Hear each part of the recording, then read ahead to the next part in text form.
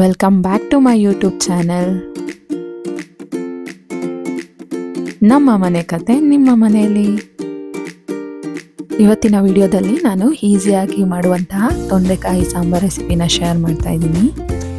1 cup ತೊಗರಿಬೇಳೆ, 3 tomato, ಉದ್ದಕ್ಕೆ ಹಚ್ಚಿರುವಂತಹ ತೊಂಡೆಕಾಯಿ, 1 ಟೇಬಲ್ ಸ್ಪೂನ್ ಅರಿಶಿನ, ಉದ್ದಕ್ಕೆ ಹಚ್ಚಿರುವಂತಹ 1 ಈರುಳ್ಳಿ, 2 ಟೇಬಲ್ ಸ್ಪೂನ್ ಖಾರದ ಪುಡಿ ಮತ್ತು ಕೊತ್ತಂಬರಿ, ಕಾಯಿ ತುರಿ, ಒಗ್ಗರಣೆಗೆ ಸಾಸಿವೆ, ಕರಿಬೇವು ಮತ್ತು ಹಿಂಗು.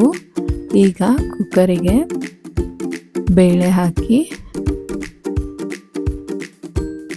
ತೊಂಡೆಕಾಯಿ ಹಾಕಿ,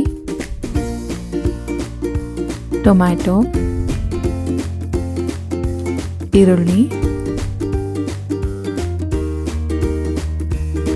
ಈಗ ಇದಕ್ಕೆ 2 ಗ್ಲಾಸ್ ನೀರು ಹಾಕ್ಕೊಳ್ತಾ ಇದ್ದೀನಿ.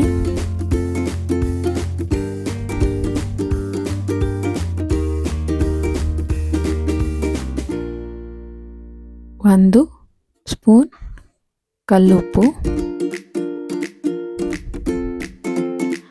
ಅರಿಶಿನ, 2 ಟೇಬಲ್ ಸ್ಪೂನ್ ಎಣ್ಣೆ,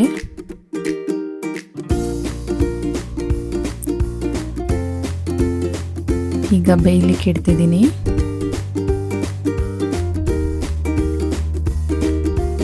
ಎರಡು ವಿಷಲ್ ಹಾಕ್ಸ್ಕೋಬೇಕು. ಬೆಂದಿದೆ. ಈಗ ಬೆಂದಿರುವಂತಹ ಟೊಮ್ಯಾಟೋನ ಮಿಕ್ಸಿ ಜಾರಿಗೆ ಹಾಕ್ಕೊಂಡು ರುಬ್ಕೋಬೇಕು.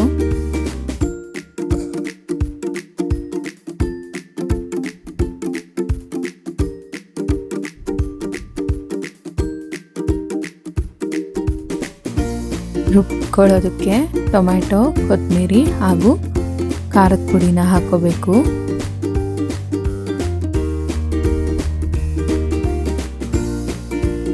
ಒಗ್ಗರಣೆಗೆ ಎಣ್ಣೆ,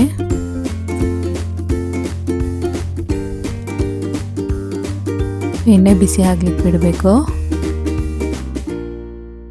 ಈಗ ಸಾಸಿವೆ,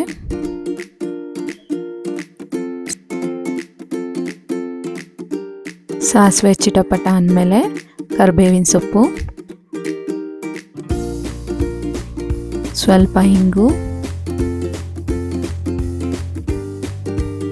ಇದಕ್ಕೆ ನಾವು ಬೇಯಿಸಿರುವಂತಹ ತೊಂಡೆಕಾಯಿ ಮತ್ತು ಬೇಳೆನ ಹಾಕೋಬೇಕು.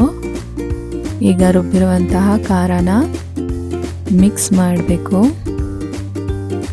ತೊಂಡೆಕಾಯಿ ನಮ್ಮ ಬ್ಲಡ್ ಶುಗರ್ ಲೆವೆಲ್ನ ಮ್ಯಾನೇಜ್ ಮಾಡುತ್ತೆ, ಇಮ್ಯುನಿಟಿ ಬೂಸ್ಟ್ ಮಾಡುತ್ತೆ, ವೆಯ್ಟ್ ಮ್ಯಾನೇಜ್ಮೆಂಟ್ಗೆ ಹೆಲ್ಪ್ ಮಾಡುತ್ತೆ, ಮತ್ತು ಲಿವರ್ ಹೆಲ್ತ್ಗೂ ಕೂಡ ತುಂಬ ಹೆಲ್ಪ್ ಮಾಡುತ್ತೆ.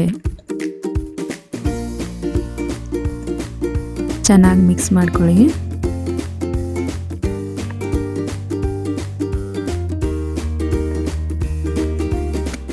ಈಗ ತುರಿದಿರುವಂತಹ ಕಾಯಿ ಹಾಕೊಳ್ತಾ ಇದ್ದೀನಿ.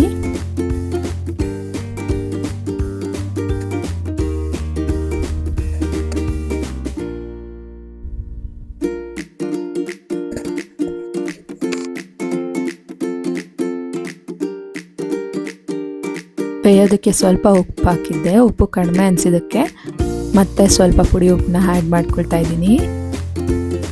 ಕುದಿಬೇಕಾದ್ರೆ ಸ್ವಲ್ಪ ಕೊತ್ತಂಬರಿ,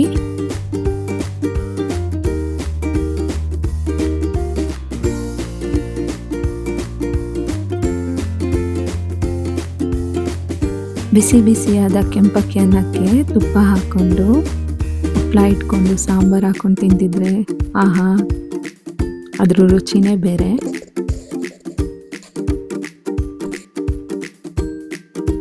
ಬೇಗ ಮತ್ತೆ ಈಸಿಯಾಗಿ ಮಾಡ್ಕೋಬೋದು. Thank you so much. Like ಮಾಡಿ, ಶೇರ್ ಮಾಡಿ ಹಾಗೂ ಸಬ್ಸ್ಕ್ರೈಬ್ ಮಾಡ್ಕೊಳ್ಳಿ. ಮುಂದಿನ ವಿಡಿಯೋಲಿ ಸಿಗೋಣ.